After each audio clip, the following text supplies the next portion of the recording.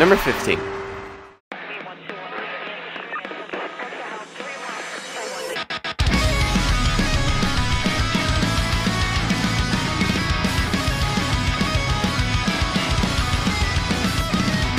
Banana Fish. You know, it's interesting. Banana Fish is an anime where half of it I really fucking love, and yet the other half of it I really fucking hate. Well, let's start with the positives. The first is that some of these characters, not all though, are extremely interesting and complex, as well as likable. So many characters have different layers to them and it made me love watching them. This is also a really good diverse cast. After all, New York City is a very diverse place, and Banana Fish really shows this in its characters. And the best characters, Ash and Eiji, have an incredible and loving relationship. They are super close, help make each other better, and they are each other's weaknesses. There is nobody that Ash cares for in the world except Eiji, and Eiji is happy to be loved by someone like Ash. Other positives include consistent and flowing animation, tense gang wars and gunfights, and the amazing chemistry that some of the characters share. But now we move on to the negatives and why this anime is so far down on this list. The main problem is that the original manga came out in the 90s and a lot of it is really outdated.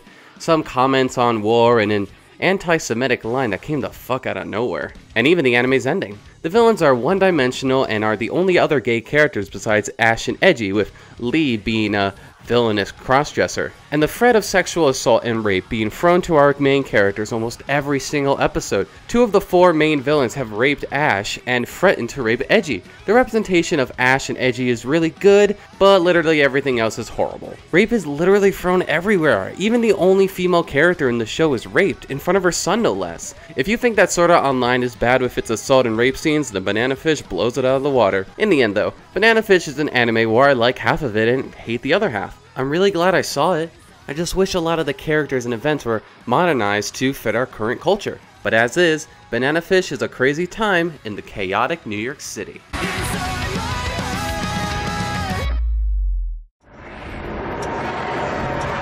Number 14. その傷は胸のどこにありますかこの声は心のどこから聞こえてきますか The Ancient Magnus Bride. So you know how last time I talked about what some people didn't like about the first half of The Ancient Magnus Bride was that it seemed like it was all just build-up?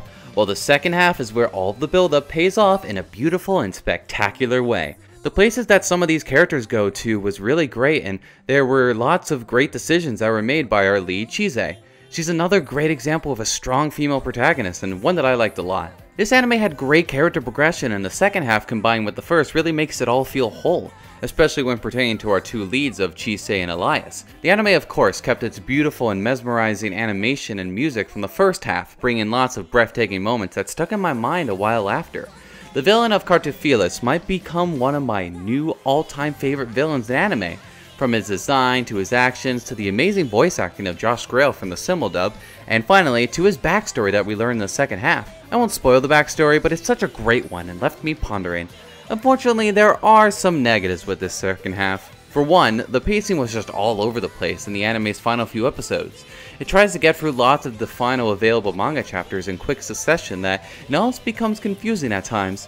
I feel like if it just used the last few episodes to create its own anime original ending, the last few episodes would have felt stronger. I also wasn't a fan of the final episode's last moments. To me, it seems to be going against everything that's been built up with the relationship between Chise and Elias in the manga.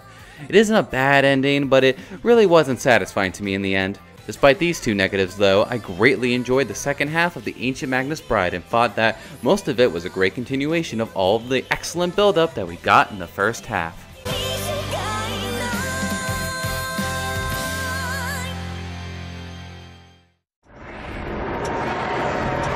Number 13.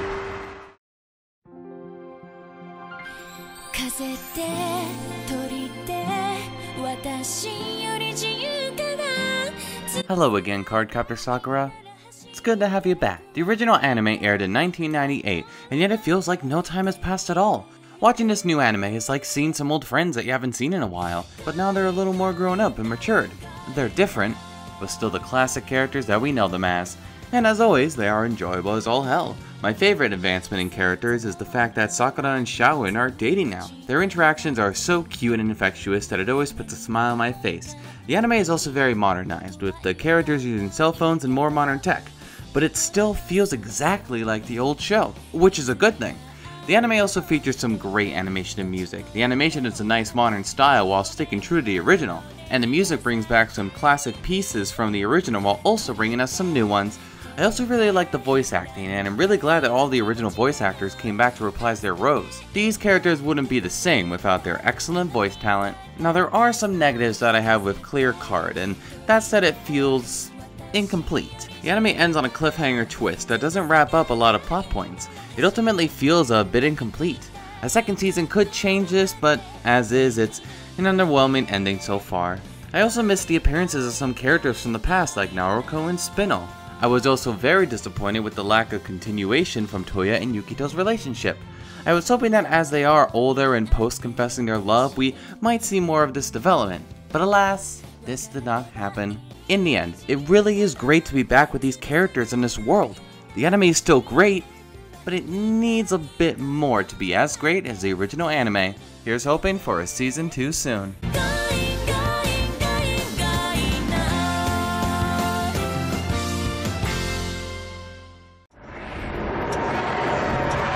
Number 12. 知らない言葉を覚えてゆくたび面影の中手を伸ばすの Violet Evergarden. This is an anime that people have been looking forward to for such a long time.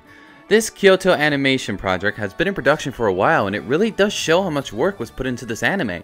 The animation in this show is absolutely gorgeous. From the backgrounds to the character designs to the little things like the glimmer and shine from Violet's metal hands and typewriter. Every single shot of this anime is visually breathtaking, and it really shows what happens when a company takes its time in making an anime. The cinematography is also tight as well, making each scene memorable in its own unique way. The main character of Violet Evergarden herself is also really enjoyable. Her progression and character arc throughout the anime was one of the show's strongest aspects, bringing a lot of emotional moments that hit me with so many feels. There were also so many emotional individual episodes that featured one-off characters that made me cry again and again. These characters were really memorable and sometimes felt very real to me. Episode 10 was definitely the best episode of the season and one that I will recommend to everyone. It had me crying for so long after viewing it and left such a big impact on me.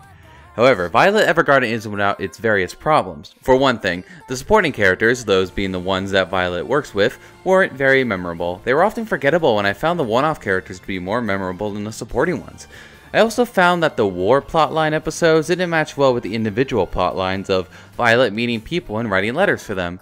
These episodes weren't bad by any means, but I will say that they felt out of place at times. But besides those two negatives, Violet Evergarden was worth the wait and was such an amazing viewing experience. And it's one that I eagerly await to see more and more projects of.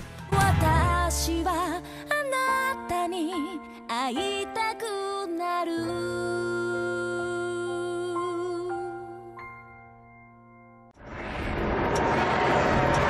Number 11.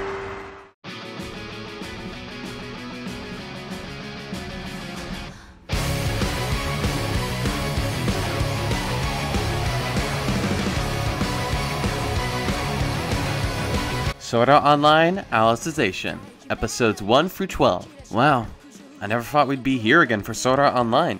For those of you who've been watching me for a while, know that I have a love-hate relationship with the series. I really hate the first season, thought the second season was pretty great, the movie is pretty with one or two awesome moments, so what about the third season?